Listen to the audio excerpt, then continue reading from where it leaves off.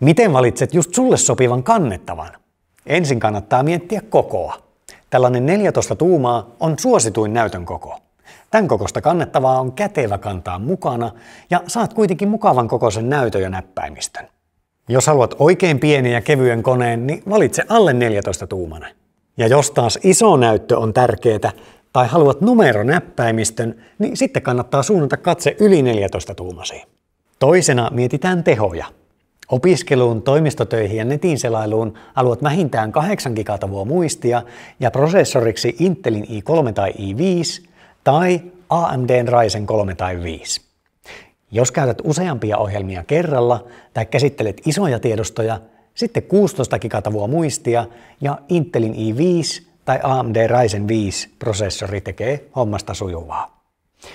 Jos olet oikein tehokäyttäjä, voit haluta prosessoriksi i7 tai Ryzen 7.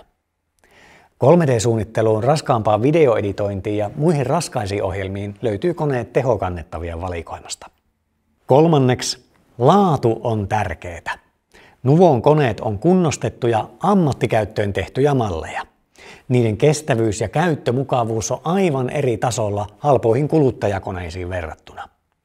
Me testataan nämä kaikki koneet huolella ja kunnostetaan ne käsiin uuden verosiksi. Siksi ne toimii luotettavasti vuodesta toiseen. Ja neljäntenä, ei ole myöskään väärin miettiä koneen ulkonäköä.